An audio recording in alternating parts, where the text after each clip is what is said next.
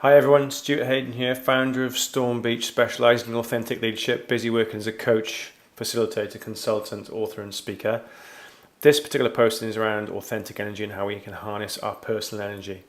And it's a quick oversight into the science of energy, but importantly the art of how we actually practice that for results.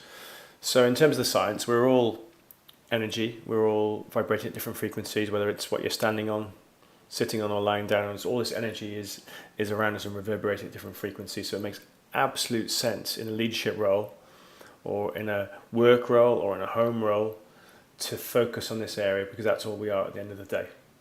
So whether you sign up for one of my workshops, masterclasses or online programs or coaching programs, you'll end up exploring things like your purpose, your vitality, the impact you can make, your life's direction, resilience, and things like the spread of energy in your current phase of your life, that current sort of energetic period as you stand right now. So that's a little bit of a taste of what it's all about. Let's just have a look at some of the areas that we're going to focus on. So we're going to focus on the top. We're going to focus on the 5 energy sources of soul, body, heart, mind, and spirit. And I'm being a bit playful here. What you can see out towards the bottom is being a little bit sort of greyed out, if you like. So with this energy, with a potential 25% increase in energy, that vitality or well-being in these different areas, so having 25% more energy around your soul, 25% more body, so physical energy, 25% more emotional energy, 25% more of that intellectual, that mind energy, and finally 25% of that spirit or meaning. And that's when we can, being playful, we can do away then with the coffees, the chocolate or those energy drinks that keep us going when we reach sometimes for that boost in energy. But if we apply these practices in terms of our long-term energy, then we won't need those kind of short-term measures. So it really comes down to one page, and one page for me, which is sometimes I kind of feel like I'm sharing the meaning of life, but it's that primordial, it's that basic to our existence, that we focus on these areas.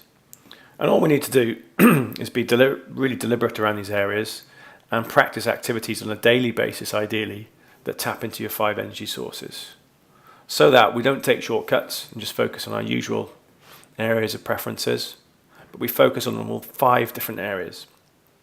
So if we work at the bottom, and sometimes these are kind of arranged where we sense them most. So some people talk about the soul being grounded and centered and relaxed, and sometimes that sort of physical connection to the earth. So sometimes we kind of point or feel the soul sort of in a grounded place.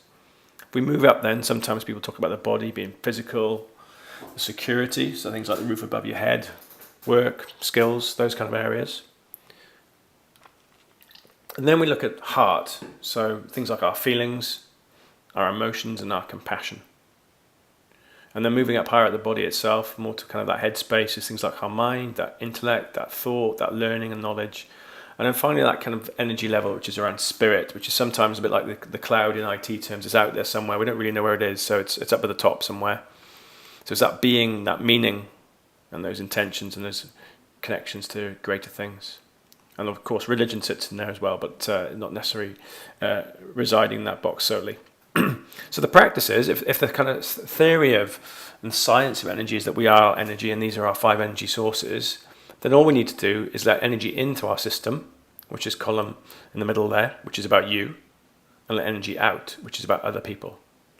Simply, we need to practice exercise on a daily basis and do things that nourish these areas. Now, I say exercise, it doesn't mean we have to do anything extra or different in our life, but we just have intention around something. So in terms of soul, some people might say they walk the dog with that soulful, the soul friend, soul music. And all we need to do here is then just be intentional about that. So if you're going to do that, then great. That's what you do most days if you're a dog owner, maybe even more than once a day. But just do that with the intention to generate energy for yourself around your soul. So make sure when you have that walk, you begin to get grounded. You begin to get centered in who you are and feel relaxed. So it's not an extra exercise. This isn't having to do 5 extra things on a daily basis. Sometimes it's just tap right into what we do generally in our life. Body is all about the physical, security, skills. So it might be about eating, sleeping, nutrition. I do some great work here in my online program and some of the masterclasses and workshops that I run. So things looking at very fundamental areas around your nutrition, your sleep, hydration, those kind of areas. So again, tonight I'm going to plan to go out for a run. I was going to do that anyway, But this time I have the intention of when I do that, just be really precise about this is bringing energy into my system. And that might mean I go faster. It might mean I go slower, longer, shorter. I don't know what it might mean, but you have that intention. You get an attention, so you place your attention on something, but have an intention that this run is about Stuart and his physical well-being. Then you've got the heart. Someone was talking to me yesterday about how she really needs to get in touch with her sister. So that was an emotional connection there. She's going to text her and arrange to meet up with her at the weekend and have a conversation about some of the things that are really important to her. And that would make her feel better. So that's a great example of something she was going to do anyway, but it just accelerates the process. These are all things we probably do, but this makes it accelerated and precise in doing so.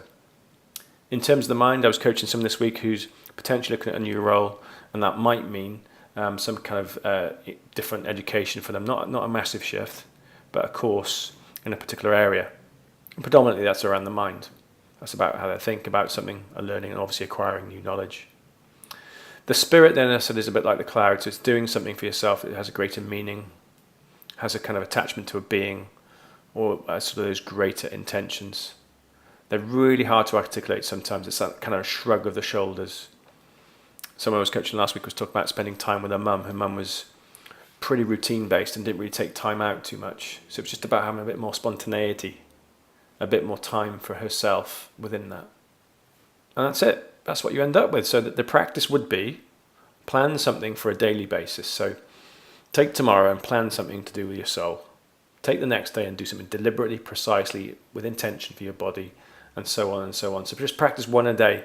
But just like our vegetables and fruit, you really want to get to that point where there's 5 a day. So you're doing these things on a daily basis, at least once a day, intentionally for yourself. Now, a couple of things here. Be precise. So someone says to me, well, I walked the dog this morning, so that was good for the soul. Yeah, but you always walk the dog. So what's deliberate? What's different? What's precise about that? What are you going to do tomorrow that really brings that soul, really activates that soul? You have to really receive this. You can't just walk through life asleep. That won't make a difference. So say, okay, well, when I walk the dog tomorrow, I'm going to speak to someone else, to someone I always see. I haven't really had a chance to speak to them. Do something that's slightly different. Really be present. And sounds daft, be really present with the dog or the environment or whatever it might be. Nature is a wonderful place to access these areas. So it has to be deliberate. You can't just say, oh, well, I did it earlier, or I'm going to do it tomorrow, same old, same old. It's not same old, same old. This is deliberate. But equally, remember, it's not a massive shift for many of us. That's job number 1. Job number 2 to think about is, yes, walking the dog. You can look at this now. You could plug walking the dog in for all 5 different areas, couldn't you? Because it's good for the soul, it's good for the body, it cheers you up. You might learn something, and you might attach yourself to greater meaning. That can work, but that's a bit of a cop-out, really. So sometimes you'll see overlap and connection. That's fine. People might say, well, this is another conversation about speaking to my mum. This also relies to a family thing. So connections are good, but just don't sort of take the easy route and just choose one thing. It does work, so just be mindful when you do take the dog for a walk, you can tap into all 5 areas. But which one is dominating? Which one is most important for you right now? So that's our daily practice, 5 a day. Watch out for shortcuts. I've got a great shortcut. I'm really focused on the body, what I eat, my exercise, and logging the amount of runs I do on a daily and weekly basis. That's great. So I'm really got a preference to stick around body, but that means I might take shortcuts elsewhere and not really do some of the things I need to do. And probably soul is a good example. Sometimes I don't take enough time just to take a break from it all. So watch out for those shortcuts. Now there's a column we haven't looked at on the right hand side, which is about other people. Very, very similar here. This time what you need to do, the intention this time is for someone else. So you're letting energy out of your system. Wonderful conversation with someone yesterday who I was coaching, who was looking at self-confidence. And the first time we spoke, it was all about her, things she needed to do for herself. It made complete sense. But yesterday, a bit later in our coaching program now, she was saying, well, she's ready to develop confidence in other people. I'm like, wow, that's a matter of a couple of weeks. So you also need to do things for other people, which is about letting your energy out. And if you're not taking people with you, what's the point? So really think about taking other people with you on that journey. So this time, the soul exercise has someone else at the center of that. So it might be saying to someone on a busy work day, come on, let's go out for a walk, let's have a bit of a break. Let's just center ourselves, let's ground, let's relax. It might be saying to someone else, how do you fancy meeting up and going sailing at the weekend? Something physical, whatever it might be. Heart is a very, very common one. It's the reasons it's in the middle for, it's connected to so many things. But this is where someone would be get in touch with someone else predominantly for that other person. Someone was saying the other day how someone seems to be struggling a little bit, has quite a lot going on, so she wants to write them an email, get in touch. That's for that other person. And remember here we're talking about baby steps. You're not actually meeting this person yet. It doesn't matter. You're bringing the energy in by having that text message, that intention, the phone call, just starting the process. You might not meet up for a couple of weeks, but you have that intention. The mind is about tapping into someone else's mind and doing something for someone else on this level. So sharing some knowledge. Someone was talking about yesterday how they're going to share a project that they're working on. See someone is ready for that next level. It's time to bring them in. Share some software that they're using. Share the tools and techniques. And then spirit. This is, again, probably the toughest of the toughest, really, because it's about other people and it's about spirit. But how help other people to find being, meaning, and intentions.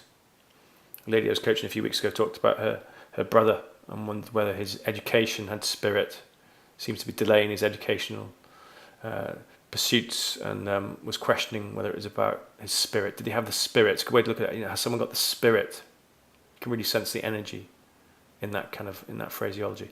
So there it is. 5 energy sources which you all have. You can't deny it. We're all energy. You can't deny that as well, I'm afraid. So it's all out there.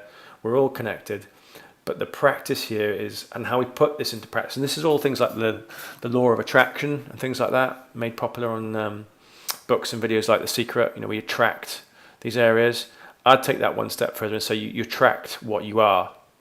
So if you are someone who really pays great attention to your energy sources, you'll attract things. You'll attract people saying, "Oh, I want to talk to you about something. You seem to be doing really great things with this project." You attract people who are attracted to your mind, your knowledge for something, or your feeling or emotion. So that's what we're after, that daily practice, really bring it in, and that's what you'll attract, those kind of laws of nature, the laws of energy, on a daily basis. Ideally, on a daily basis, things for yourself, 5 things at least once, and 5 things for other people. So that's it. That's energy. Good luck with that. I'm looking forward to some later postings.